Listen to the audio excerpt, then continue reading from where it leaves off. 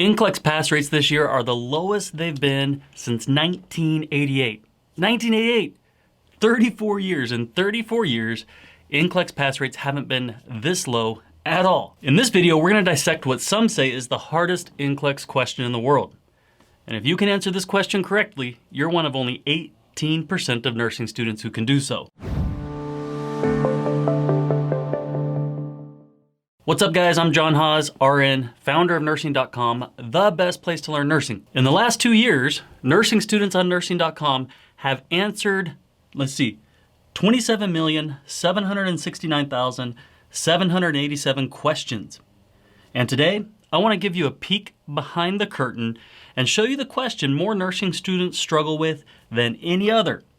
And we're going to help you see exactly how to answer it correctly and similar questions every single time. So let's jump in and read the question. A nurse is caring for a client who has been diagnosed with Addison's disease. The nurse is teaching about symptoms of Addison's crisis in order to best manage and prevent it before it occurs. What symptoms should the client look for that the nurse must include as part of the teaching? Select all that apply. This is one of those dreaded select all that apply questions. So let's read through the options really quick. High blood pressure, sudden pain in the lower back or abdomen, severe headache, generalized weakness, and dehydration. Remember, only 18% of nursing students get this question right. So let's dive in and talk about how we can answer this question. So first of all, why is this question so hard? Well, number one, it deals with a very complex disease process and the exacerbation of that disease process. And number two, it's a SATA question. These are hard. We have to get all of them right or we get all of them wrong. Now again, with NextGen, that's going to be changing a little bit where you can get partial credit. But for now, with this SATA question, it's everything right or the whole thing is wrong. So first of all, to answer this question, I want to use a tip that we suggest for SATA questions, which is called the SATA Success Pyramid. It's 3 steps, and by using these 3 steps, as you encounter SATA questions, you greatly improve your chances of getting it right. So let's go through the steps of this. The first step with a SATA question in the SATA Success Pyramid is to cover all the answer options. So the moment you see that it's a SATA question, cover those answer options. Now, why do you do this? You do this because you should evaluate each answer option individually, going through option A, then option B, then option C. The reason you do this is because a lot of times what we'll do as nursing students as we take the NCLEX is we'll start saying, well, if answer A is right, then B must be right and C, but then D is different than that one, so what should it be? Don't do this. As you cover them all and evaluate them individually, you start to be able to answer the question, not as a SATA, but as a true-false one. And that's the last step of the SATA Success Pyramid. With each of those individual options, evaluate it as a true-false statement. So for this last step of the process, let's put this into practice. We're going to make each answer option a true-false statement. But before we do this, I want to talk a little bit about Addison's disease and Addison's crisis. So with Addison's disease, what we have is we have a hyposecretion of our adrenal cortex, or this outer portion. Remember, this is glucocorticoids, mineralocorticoids, and androgens. Specifically, I want to focus on cortisol, and I want to focus on aldosterone.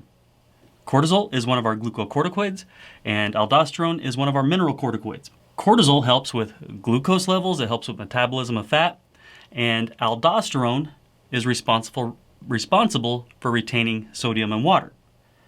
So, when we have lower levels of aldosterone, we're going to have this inability to hold on to fluids. We're also going to have dehydration because we're decreasing our intravascular volume. All right? Now, an Addisonian crisis, going back to the question. An Addisonian crisis is this acute exacerbation of Addison's disease. It's very critical. You need to get them to the ICU. You need to be monitoring them. Why do you need to be monitoring them? Well, we have cardiovascular collapse. We're going to have electrolyte imbalances, and we're going to have hypoglycemia. So let's get them into the ICU. Let's monitor them.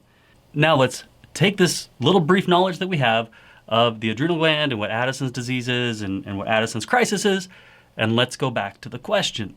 Now remember, we're turning each of these answer options into a true-false statement. So first of all, Let's look at this. What symptoms should the client look for that the nurse should include in part of the teaching? So we can say true or false, the nurse should include high blood pressure as a sign and symptom that the patient should look out for with Addisonian crisis. So high blood pressure, what do we think? Let's go back to what we just learned about the adrenal glands and Addison's disease. And we know that with aldosterone, we're not hanging on to fluids. So with decrease in fluid, decrease of intravascular volume, we have no fluid in our pipes, we're going to have a hypotension. So that statement is false. Okay, cross it out. Now the second answer option is sudden pain in the lower back or abdomen. This is a sign of Addisonian crisis. Look, here's our adrenal gland. If we're having problems there, right here in our lower back and in our abdomen, we're going to have this severe pain. That's definitely a sign they should be looking out for. Severe headache. With everything that's going on with this, our patient is going to experience a severe headache. So that's a true statement as well. Now, what about weakness? Is this a true statement? Well, remember, we're going to have hypoglycemia, we're going to have low intravascular volume, so the patient is going to feel really weak. So this is a true statement. Now, lastly, dehydration. We beat this one as much as we can. We know they're going to have decreased intravascular volume, and the patient is going to be dehydrated. So if we go back to these answer options, we do want to check sudden pain in the lower back, we are going to check severe headache, we are going to check generalized weakness, and we are going to check dehydration. So by using the SATA success pyramid, we were able to answer this question with the most important part being that very top piece of the pyramid of true-false. Because at that phase, you're going back to your anatomy and physiology, you're going back to what you've learned, and you're applying that as you work through this question. Understanding the why behind the what is critical. And even before nursing school, you had some understanding of what the adrenal gland was and what it does. So we know that Addison's disease is this hyposecretion, and we know that that's Addisonian crisis, it's this massive exacerbation in this, and so you greatly increase your chances of answering this question right. Now over at nursing.com, we have over 30 plus PhD and master's prepared practicing nurse educators who are on the floor every day seeing patients going through this. Now they use this method to help you understand and get the key and vital information to help you cut the fluff.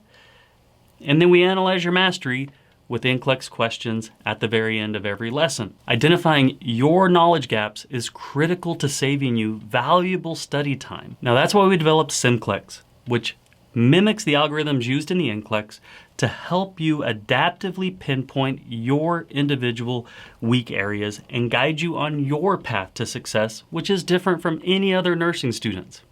When you engage with NCLEX, it provides you study suggestions based on how you're answering those questions and helps you get back in to focus on those areas. Now guys, it really can be this simple to find success in nursing school and on the NCLEX as you begin to understand this core content and you watch yourself master and improve in those areas that you're weak at. We've gone through this question, you got it right, congratulations, you're one of the top 18% of nursing students who also got this question right. Now, if you like this video, be sure to subscribe to our YouTube channel where you're gonna be able to watch more free content for nursing school just like this. Now, if you want to practice free NextGen questions and have a chance to take our simulated NCLEX, which we call NCLEX, head over to nursing.com or just click the link below. This is free for you guys. And now I wanna turn it over to you. What is your biggest struggle with NCLEX questions?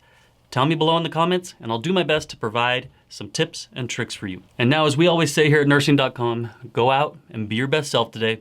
Happy nursing.